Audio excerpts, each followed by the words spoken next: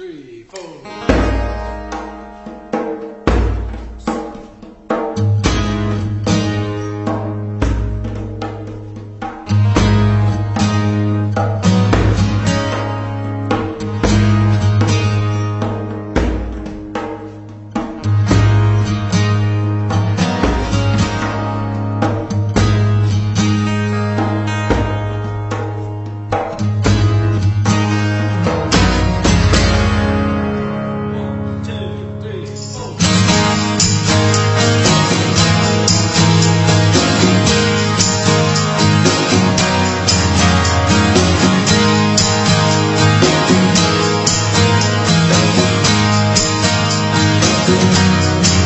I lie awake in dreadful lonely nights. I'm not alone. I wonder if you... Yeah, round of applause, round of applause. Round of applause. Round, a square of applause. Hey, Brooke. Hi, Ira. Well, thank you, everybody. Thank you, everybody. Yeah, this is awesome. This is really awesome. I know we have some questions, and I think if I'm not correct, mistaken, Jean, if I just say their names, you're going to pop them up and allow them to ask their questions, correct? Yes. Yes. Okay, perfect. So one of our first questions is from Shandaya Alowski. I hope I said that right. So if you want to go ahead and ask your question. Okay, my name's actually Shanda. The Y messes everybody up. Shanda, okay. Yep. Shanda, This is hi, sorry. my daughter Reese. Hello. Hi, Reese. And she loves your scene. She absolutely adores it. And we were wondering about the scene with the cockroach hand arms. And Oh, right. Yeah, this is a question for me. Huh. Yeah. Oh, yeah. Was it heavy Yeah. and awkward to do? Yeah, so my the cockroach arms were not heavy. They were made out of fiberglass.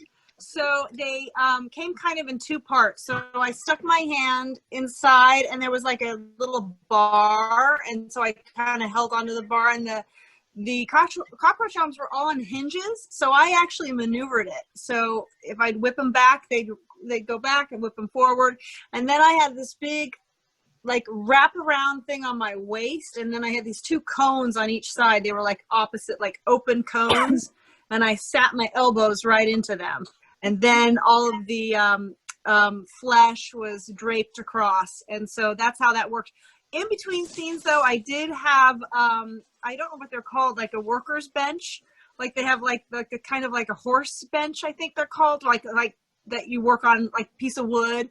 So I would rest my arms like that, you know, on each one of them, because I couldn't take them off once all the flesh was on and all of that stuff. Okay. So they weren't heavy.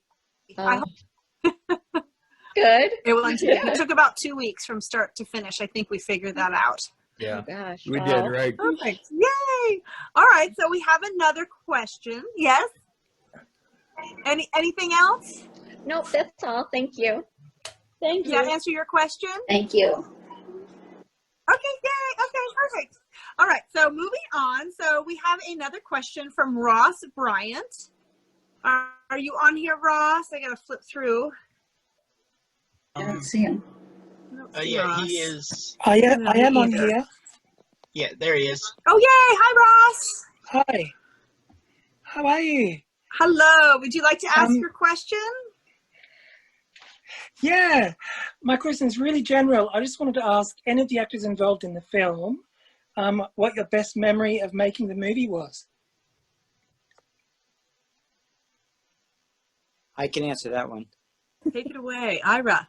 My favorite memory, it has to be meeting everybody and still being friends with everyone from the Elm Street crew and cast. I think it's just been a blessing the friendships that have endured through the years over because of this movie. So my favorite moment was my death scene and meeting everybody.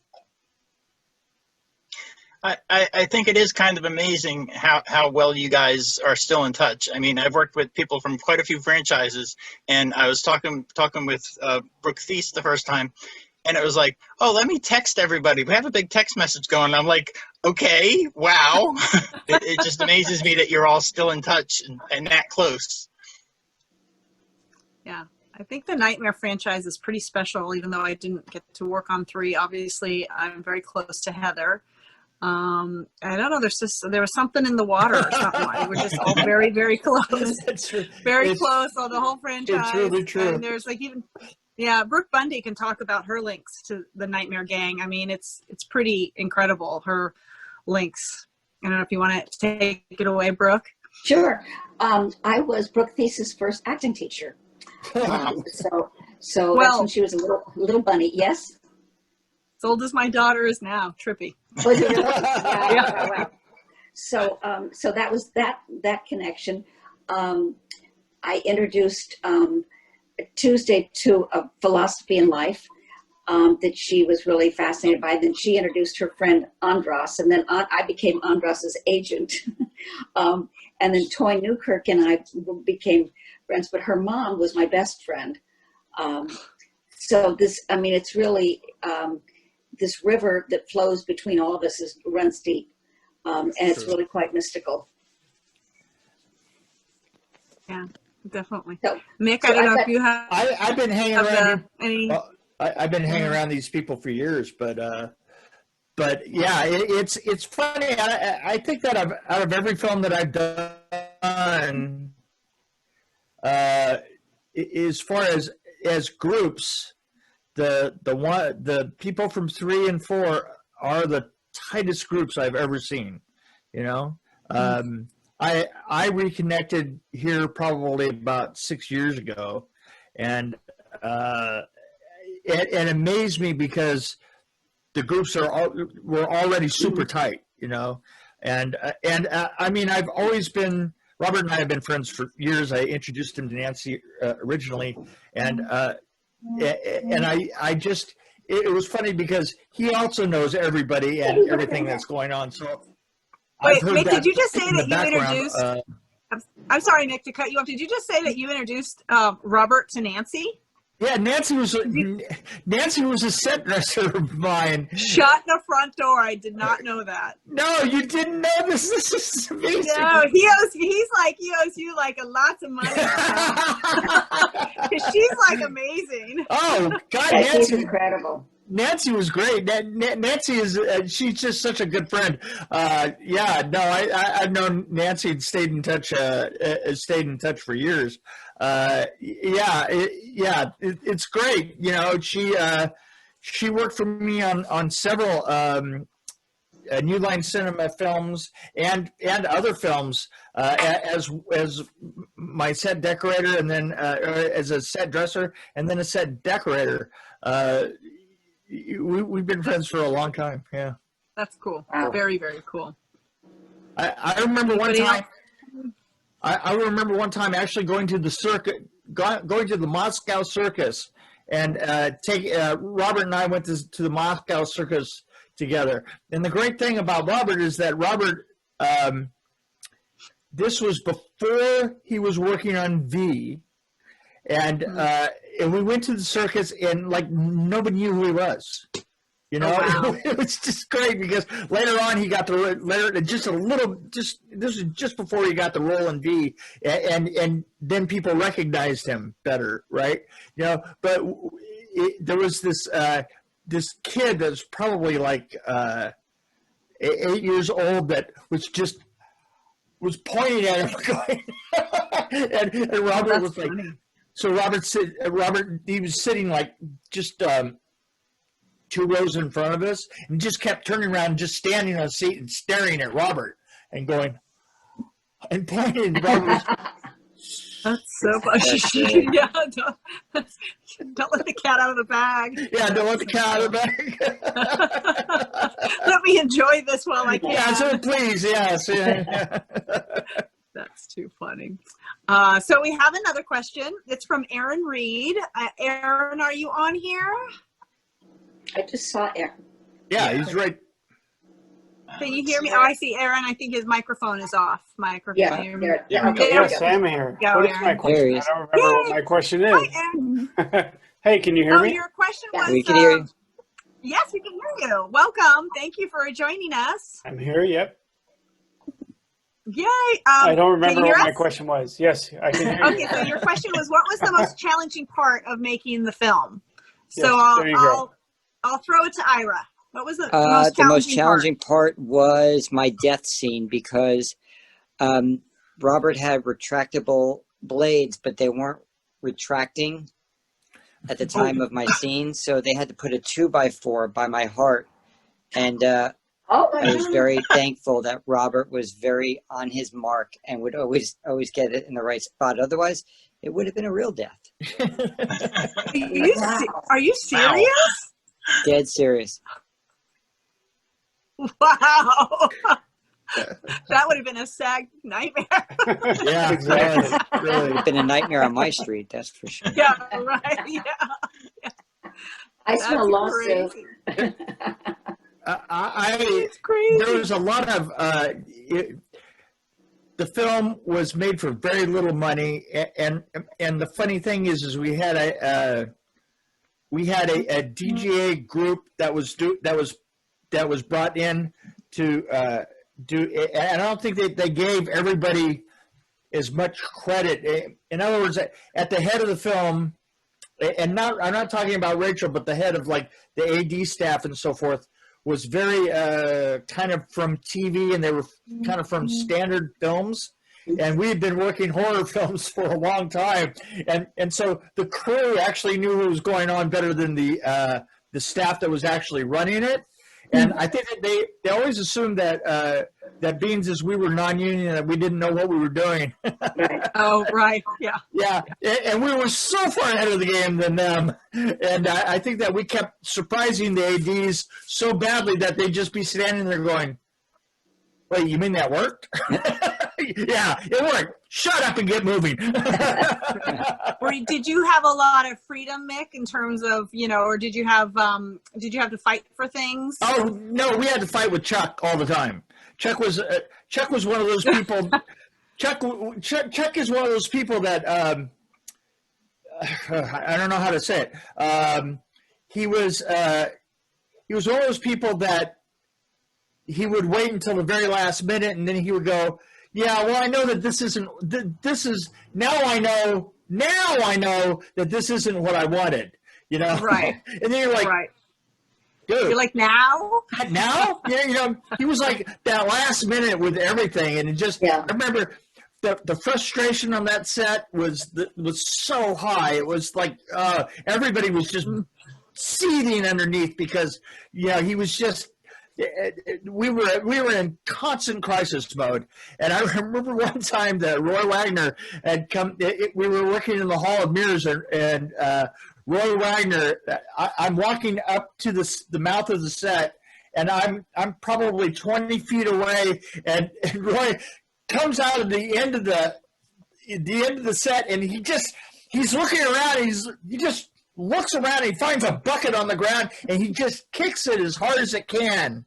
And it was like it had about that much paint left in it, and went right over my head, and I had a run of paint all the way up me, over my face. Oh no.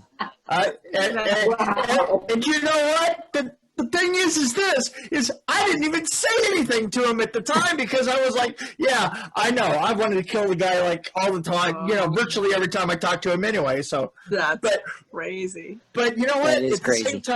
At the same time, we were putting together something that was that lasted. What can I? Yeah.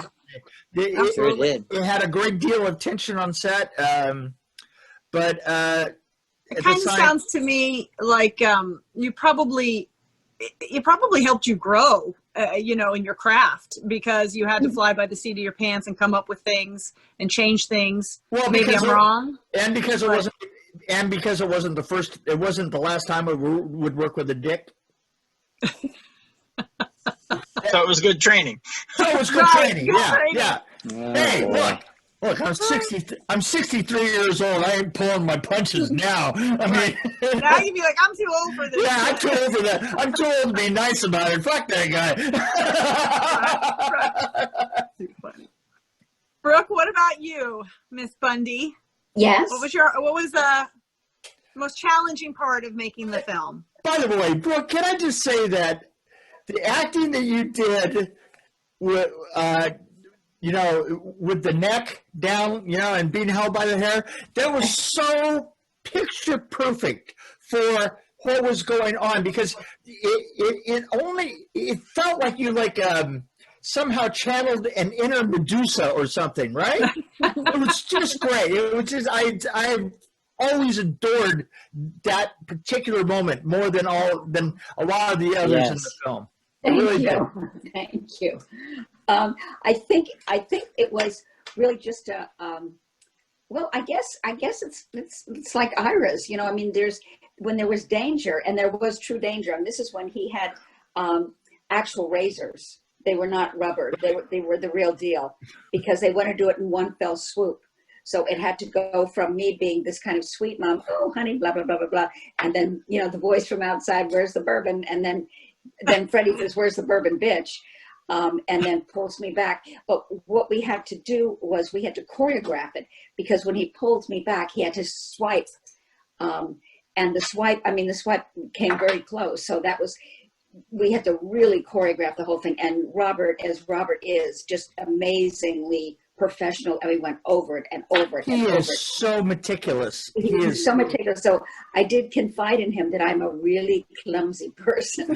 So I'm always falling, I'm always tripping over something. So we put like stuff on the bottoms of my shoes. But he was like so careful that I would step here, I would step there, and then my head would go back at a certain point. So it was really, and we want to do it all in one shot, because he comes into the bedroom and he's got to like massacre the pillows and stuff like that, Right. for all the feathers. So they're big on feathers, I guess. Yeah, so like I say, we were literally standing on top of that and ripping I know. a pillow. I mean, that's literally how we did that effect. Yeah, you know, one thing I have to say is that it's you're acting with you know, just your neck down like this. Ira's acting lame. I was going to say, particularly when you're dragged off of the bed by Joey, and you're and you know that it's working the gag, you know, and working the gag on a horror film is so important. I mean, Robert talks about it all the time about like when he would open the souls, you know, and he would say that you know, he would be moving his chest like this so that it helped to animate them, and at the same time he could feel all the mechanics of all the faces talking up against him like this.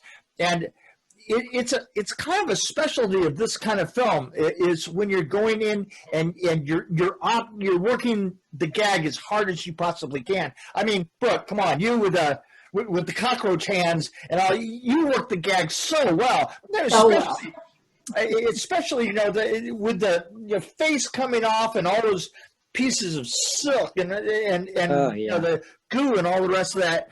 You work the gag, and that's one thing that I have to say that everybody on Nightmare 3 and 4 did probably better than anybody else I know, is their ability to work with prosthetics and gags and to convince, you know, Ira would be lame and it's just everybody. It's super impressive. And I guess it kind of falls under like really kind of oh, I've totally lost my thought. Go ahead, Brooke. Well, I cut you off, Brooke. Yeah, there's something very freeing about it too, because you're no longer playing that particular role. You now have all of these appendages on you, and you can really play. Right, you can. I mean, it's very, very freeing, because I remember they were saying, just start making stuff up. And I said, oh, Kristen, you're such a pain in the ass, pain in the neck. Got such a sore throat because of you. So I was just making stuff up, but it comes out of that kind of like that appendage. So it's so unreal. So you can really play with it. You can really have fun with it.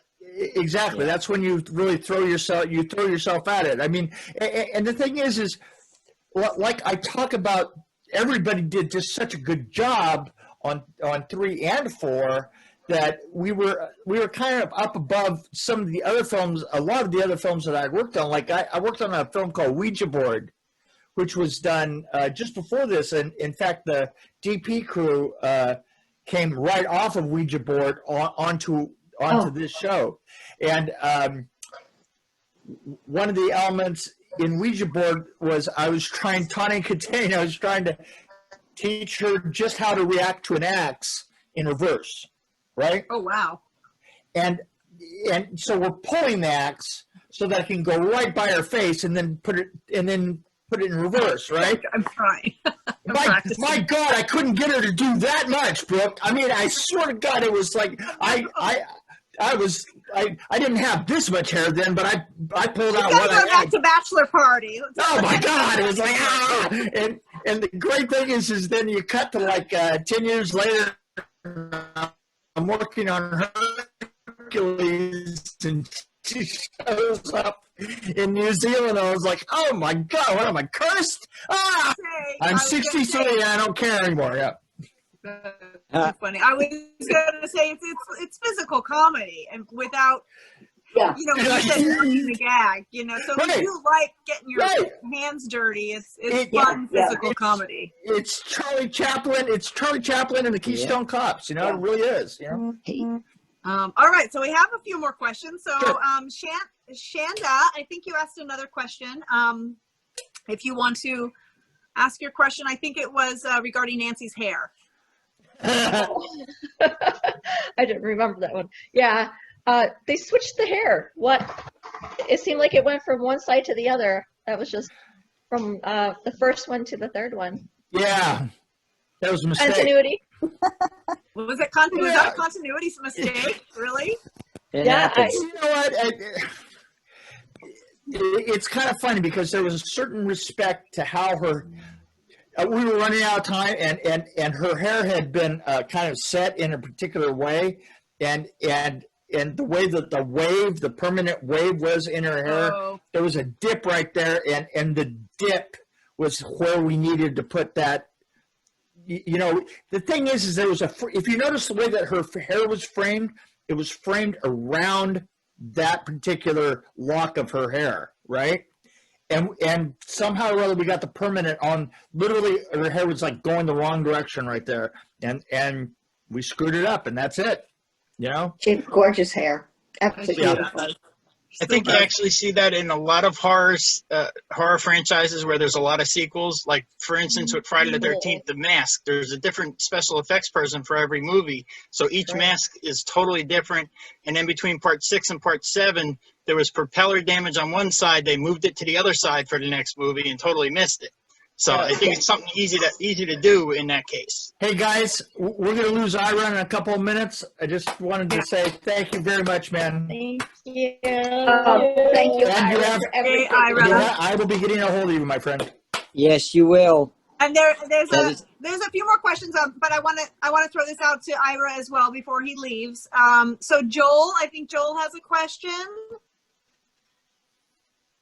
His mic is off. Joel, are you on here? Back here. Let me find you. Yes, Jump on, your mic is muted, Joel. Can't hear you. Jonathan, unmute his mic. Let's all channel Joel. Joel, can't hear you, Joel. Joel, turn on your mic. Hello. Hello. Hey, Brooke, do you have the question in there? I do. Sure. Joel wanted to know if you guys still remember your lines from the movies. Always. Always. One of the fun things we used to do at conventions with Taryn, Jennifer Rubin, and I, she would be kind of next to me, and I would always say, you know, okay, your horse is being attacked by the bog demon. Go ahead, and I would make her say her lines. And so, you know, they're a lot of fun, the lines, and they're fun to quote, and they're great. Did Joel? I don't think Joel was paying attention during the entire screening. You were actually saying all of the lines. I was actually mimicking my lines. 5 seconds ahead of the movie. 5 seconds ahead of the line, he would say the line, right? I'm Will Stanton, and as you can see, I've had a little accident. Since we're going to lose, I'm sorry. Go ahead. I want to just say something really fast. Oh yeah, go ahead, Is Brooke. that I think one of the things about this franchise is each character has their own special line. It's really, it was just an interesting way of writing things. So whether it's Jennifer Rubin, whether it's Ira, whether it's Brooke Theiss, whether it's myself with, you know, God damn it, Kristen, stay away from that house. Andale. You know, we all have our own little, you know, little things, which is really a wonderful kind of nod to all of us as actors. For sure. And there's one more question for Ira as well. Okay. Is it Jonas? Did I say your name right? Yeah. Jonas, hey. Yes. Hi, Jonas. Hi. I had a question for Ira. That's me. I wanted to know, you said you're into D&D, or you played D&D. Yeah. How did you feel about, you know, going from learning D&D to, you know, being in a movie? Well, the fun thing about learning that I had the audition for the role and that the character was into Dungeons and Dragons, it made it easier for me, Jonas, because I already knew how to play. So I think in essence, we like to bring a little bit of ourselves to our characters that we get to play. So that was like, it was kind of a no-brainer for me. Oh, there you are, Jonas. And I really enjoyed getting to play it and use my D&D experience. Do you play D&D? I want to learn it. I started making like a game kind of like D&D I'm working on. Dungeons and Dragons, for people that don't know this. I don't know. Were you into it? Yeah, I definitely want to learn it, yeah. Well, I'll tell you what, it's never too late to learn. And I have some buddies, Abe Ben Ruby, who was in Parker Lewis Can't Lose and ER, and a bunch of other people, Jason, and a bunch of my friends still play Dungeons and Dragons, and they're in their 50s. So wow, it's pretty cool. It's a fun fantasy world. Right. Yeah. Definitely. Very cool. Oh, cool. Well, thanks for that question, Jonas. If anybody doesn't, and good luck to your D&D. Are we supposed to sign anything, Gene? Yes. I need Ira to, before you leave, I need you to sign one photo for Frank. For Frank. It's the Wizard Master where you're shooting shooting it out of your hands. That would be this one. Correct. Well, okay. Go ahead, Ira. Did you want any personalization, Frank? Yeah, if he can make it out to me, and if you could put his quote about being the Wizard Master on it, that'd be awesome. Oh man, I think I can get that one done. While Ira's signing that, I will ask one more question for the gang. I get this question a lot, and I think it's an interesting question to think about. You know, individually, what does it feel like to be part of such a classic franchise that is so part of pop culture, that really, I don't know if it will ever go away or die when we all have, yay, there's Ira, Frank. So I'm just curious, you know, what everybody feels and how you feel about being part of it, and did you feel like it was something special as you were making it? And so I'll throw it out there. Ira, I know you have to go, so I'll throw it over to you. Yeah, so I think when I was, 20 making this movie, 20, I had no idea what it was. I remember the first one scared the shit out of me. I remember being in high school and closing my eyes in Oldsmar, Florida. But to actually be a part of it has been such an awesome experience. Getting to meet all of the Elm Street cast that have been before us or after us has been super cool, and it's a legacy that'll continue on for a long, long time, which is awesome. Yeah. It's crazy when you have 10-year-olds coming up to your table and they totally know the movie. And you're like, I don't think this is ever going away. This is pretty cool. I don't. Like, I we're know gonna it be will like never go 100 away. going, what quote? Hey, yo, needle dick. You know? It will. You know, I was thinking today that I so miss conventions. I know we all do. But the thing about conventions is it's not just signing, a picture, but it's because you do the movie. It's a job. You get the job. You do the movie. They edit it. They put it up. They put it in a movie theater, and people buy tickets. Blah blah blah blah blah. But as actors, there's a kind of like there's an incredible separation between us and the audience. It's not like a play, or even television to an extent. This is like something that once you finish it, it's over with. And there is a separation between you and whoever is enjoying it. So when you go to these conventions as an actor, you have an opportunity to meet people who experienced what you were hoping that they would experience through your presentation. So it's For really, sure. I know that both of you have had this experience. The people that come to your tables are the sweetest, kindest, most considerate, dear human beings. I mean, Yep. they may be all totally punked out. They might look scary, like you walk across the street if you saw them coming in your direction, but you look in their eyes and you see such compassion and kindness, and you know that they've been bullied, they've had problems of their own, and they have found kind of a solace in what we do. So it's really, I miss that so much. I mean, I miss also people, that are not just flat For screen. All right, But guys. to meet real people. Goodbye, Bye, Ira. Ira. Thank you so much for joining us, Ira. Thank I will talk to you you. later about a few things. Okay, great. See ya, Ira. Bye. Night. So I just wanted to say that to all of us. I mean, I know that we've all had that experience of just, Yeah. like really connecting to people, from Nebraska, from Iowa, from, like Wisconsin, places that we probably wouldn't go into normally. And here they are, we're just regular people. I think we have to look at the similarities and not the differences. It's very true, Brooke. Very, very true. Hey guys, Yeah.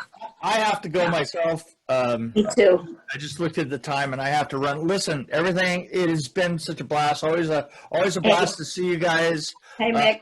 I want to thank everybody and Thank you, Mick. have a Thank great you one. both everybody. for joining us Thanks, tonight. Mick. Bye. See ya. E-hugs. E-hugs. Bye. Yeah, I'm gonna have to go too. Thank me. Super nice to host this. I do think I think Elena wanted to ask a question. I don't know if she's still on. I don't know if everybody's still hanging out. Hey, I'm Elena. here, Brookie. Hi. Oh, there you are. Can everybody hear me? Hi, Elena. Yes. You have the floor. I do. Yes. I just want to say it's like 3:30, nearly 4 o'clock in the morning here, but it was totally worth it to stay up to watch you guys. Where are you? I'm in Ireland. Oh, Ireland. Yeah. All right, Elena, can you just say this for me? Can you say 33 to turd? Come on, just say it. Oh, so I have to hang up the accent. Okay. Yes. 33 and a turd. There we go. Thank you. Okay. So you guys, Mick kind of answered like all the technical questions I had. So I was going to like keep it lighthearted and be like, because COVID and lockdown and everybody's been so serious, and like just to be kind of the fantasy side of the story, like if you guys could have those dream powers, what would you have? Like what could you do in your dreams, and what would, something I've like thought that. about this a lot. Oh, I could talk to animals and they could talk back to me. Oh, So cute. I don't care about flying. I don't care about swimming. I don't care about invisible. If I could talk to animals and they could talk to me, I want to be Dr. Dolittle. yes. I think you answered the question, but everybody like disappeared. So Brookie, other Brookie. So there's Brookie and Brooke. I know the Brookies are on. Brookie B and Brookie T. See, we even rhyme. So look at it in my dreams. I think it would probably to be able to see loved ones that have passed, to really connect. And I think we do that in our dreams, if you believe in that or you don't believe in that. And sometimes, I think, things pop up in life and you kind of have to take those little gifts. And I think dreams are some of them. I used to always ask my dad after he passed to come and visit me in my dream and then make sure he woke me up after so I could actually remember it. And I think he did it one time and I was like, thank you, I'm going to take that gift. So I think that would probably be one of them. That's awesome. Yeah. How about you? I miss you guys so much. Like it's been like over a year since I've, got to go to cons. And now I don't know when we're all going to see each other again. Mm-hmm. But, I know, it's true. Yeah, I don't really know. Like I always wanted to fly. I don't know if that would be a dream power, but like it's always just something. Dream power. I always wanted to fly. Yes. But, yeah, I hope you That's guys a are fun okay power. over there because like I keep seeing all the stuff. I've been staying up for all the debates and we're all watching. Oh God. Eager eyes over here, so we're hoping. Just wear your mask. Yeah. Please sure. wear your mask. Yes, please wear your masks. Yes. No, we definitely Yes. are. Ireland's in a second lockdown at the moment. Are you? Yeah, it's 6 Smart. weeks, and all the shops and basically just grocery stores are open and all the unnecessary things are closed. And we're taking it very seriously. Like trick-or-treating isn't allowed this year. There's like everything's very serious. Right. I think Ireland's hopefully a lovely country.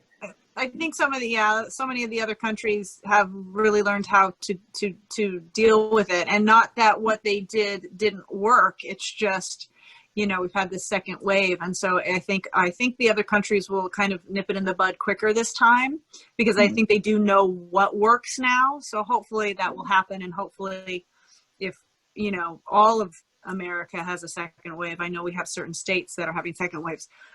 Hopefully I don't have COVID. Hopefully. That was a badly timed cough. It really felt like, oh my God, I got a cough. Hopefully we'll all just, know what to do a little bit better this time around. Yeah.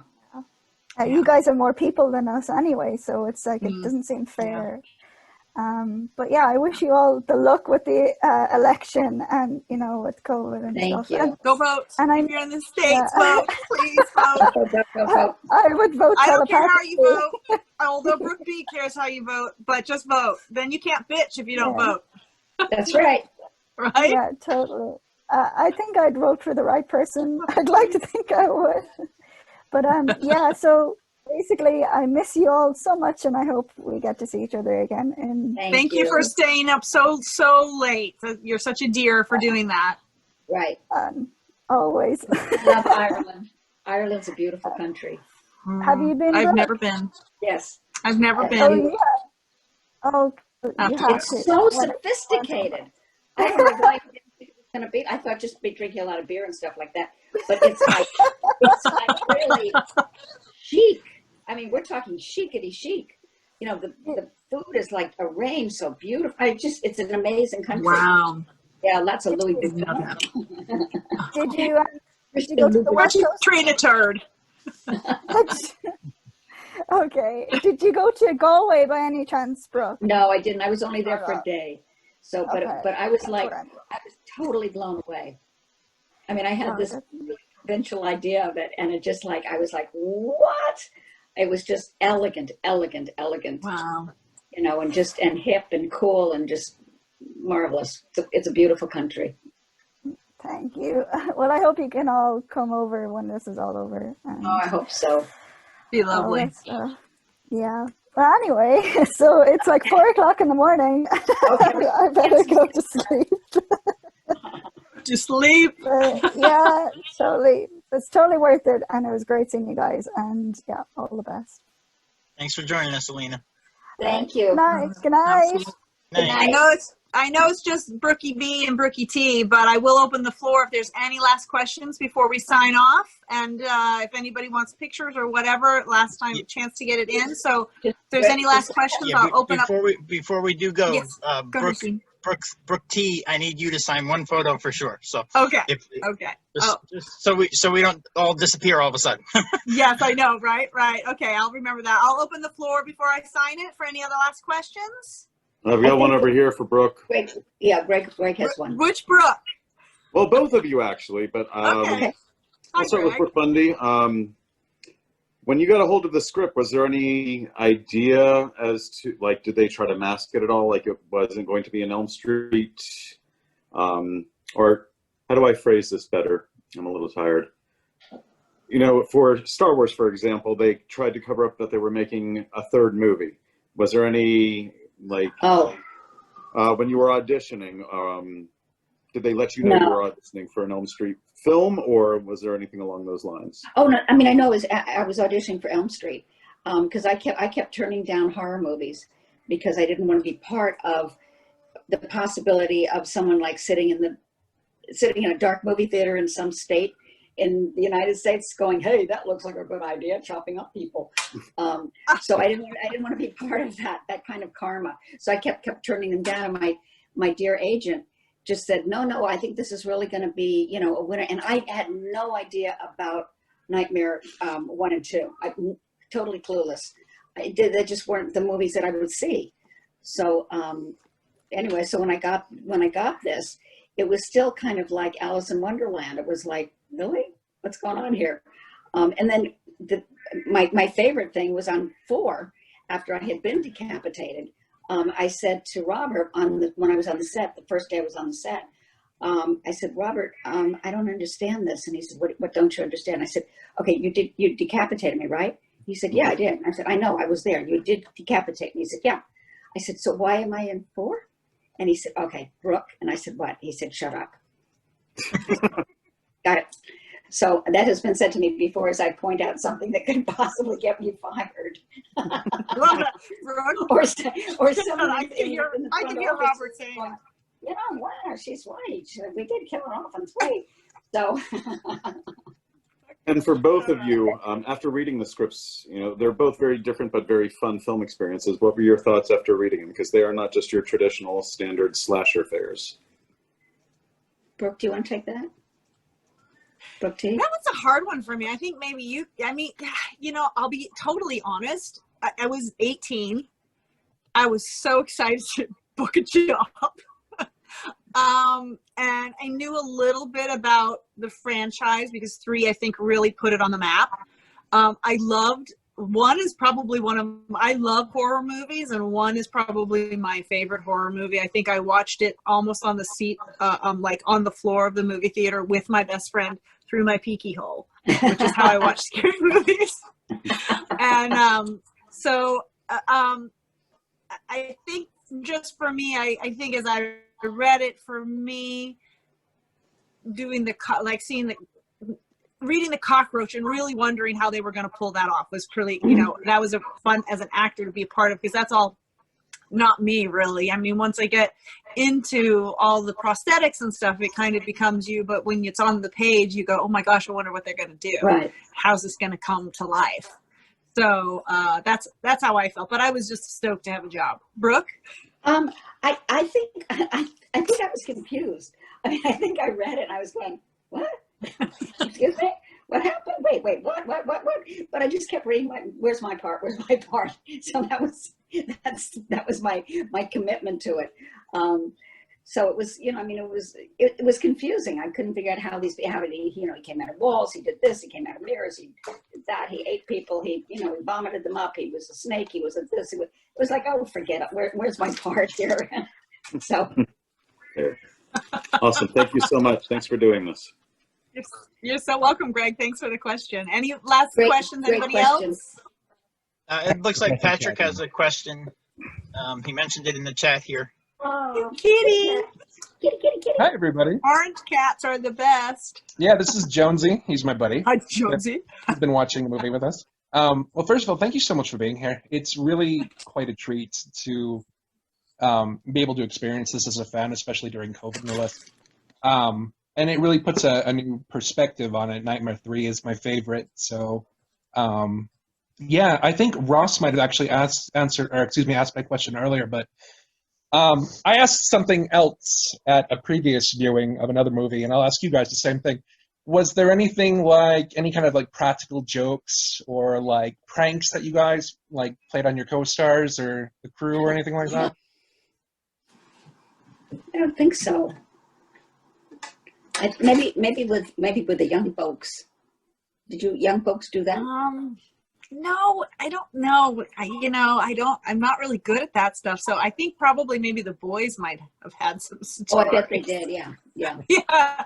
So next go around, we'll get them on. I'm sure they've had some practical stuff, practical jokes that they played. I do know that not joke wise, but Nightmare 4, and I always talk about this, how I really credit Robert Englund and the director who really brought us all together before, and we would go to barbecues and stuff, and so we were very, very close. So we really did hang out with each other and share the same dressing room with Toy, and we found out we had the same like prom dress, and so she's like my sister from another mister. But yeah, so hopefully we'll get some boys on here and we'll get some good practical joke stories for you, Patrick. Well, thank you so much. It was very fantastic talking with all of you. Good luck. Where are you from? I'm actually in Utah right now with my husband, but he's about. I think he might actually be falling asleep. No, I'm here. Oh, he's here. But you have a little bit of an accent. I hear it. I do. I have family from abroad that I grew up with from Ireland as well. That's why it was nice listening to Elena before. It was very reminiscent. Yes, I hear it a little bit, but then I didn't want to like assume. No worries. Okay. Thank you. Looks like You're Jonathan welcome. has one question to wrap things up, it seems. Yeah, I figured I'll go here. Since Elena brought up COVID and all that fun stuff, how did Brooke T spend her 21st birthday? I spent my 21st birthday at a restaurant with my two. No, well, I was talking this last week. Your birthday my last week. 21st birthday, yeah, my 51st birthday. I'm amazed you actually remembered your 21st birthday. I couldn't tell you what I did on my 21st birthday. I mean, we all have to remember our 21st birthdays, right? It's like, oh my gosh. I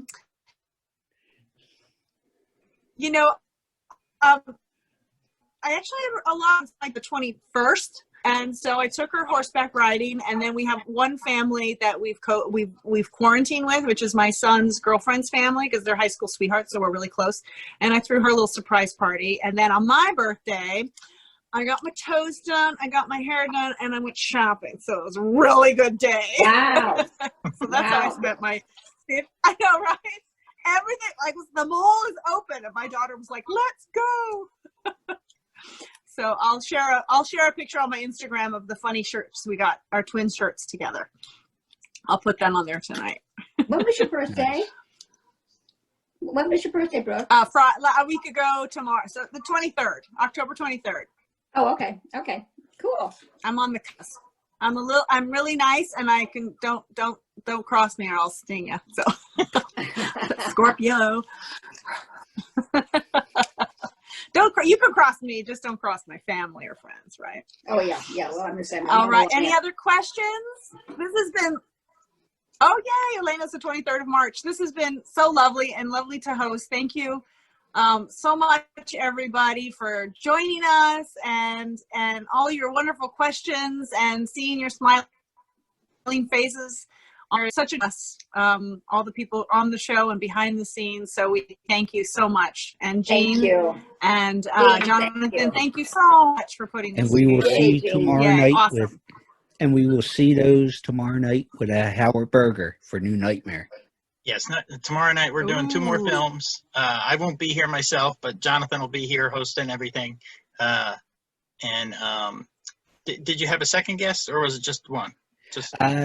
I can comfortably say Howard Burger.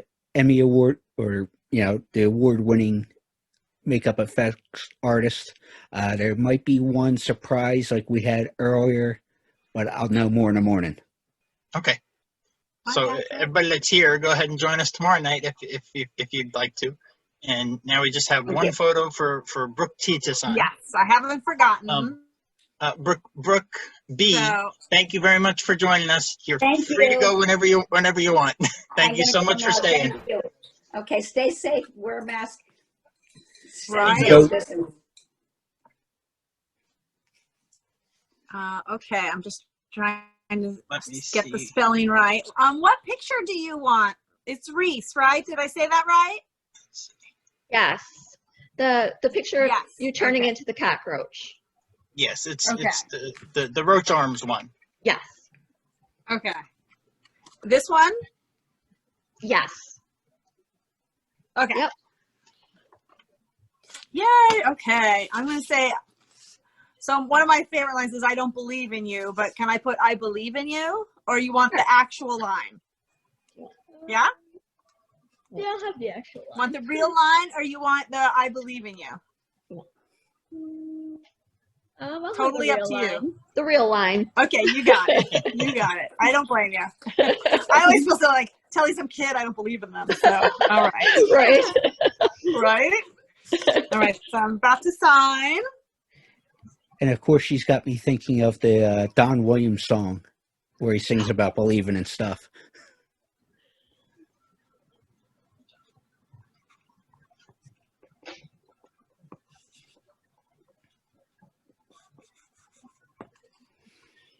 All right. Can you see it? Thank you very much. Oh, you're so Appreciate it. welcome. Thank you. You guys were awesome. I'm so glad your daughter joined. That was just She super loves special. it. How old are you, sweetie? I'm 11. You're okay. So you're like only 1 year younger than my daughter. Oh. Yeah. Awesome. What do you think of the movie? I remember when I first showed my son, who's now 25. I don't know how that happened. He wasn't allowed to watch it until when he was 13, and I was going to do my first convention. I was like, okay, I'm going to let you watch this movie. And he watched it, and he looked at me and was like, Mom, that is not scary at all. It's so campy and funny. And I was like, well, it was 13 years ago. It was like terrifying. Or whatever it was. No, it was 20 years ago. It was terrifying. He was 13. So what do you think of it when you watch all of these franchise from 1, 2, 3, and 4, and 5 and 6 and 7 and all of them? Well, I really liked them. Yeah. Some of the scenes I did not like. But I mean, any other than that, yeah, they're really cool. Yeah. She hasn't seen 2. Oh, I'm so I'm glad not a big you like fan it. What of do you 2. think of? No. What about 1? Okay, yeah, 1 was like good. One's like a real horror movie. And then it starts Yeah. to get Freddy begins to build a whole, character and life of his own. So that was the really scariest one. Yeah. It was truly one of my favorite movies because it was scary. I always tell Amanda, I was like, Amanda, you had me on the floor. Scary scene. It's like watching through my peeky hole. Well, nice to meet you, and thank you for joining. And your picture, Gene, will send that off to you, and I'll send it back to him, and he'll send it off to you. All right? Thank you. Oh, thank you. You're so welcome.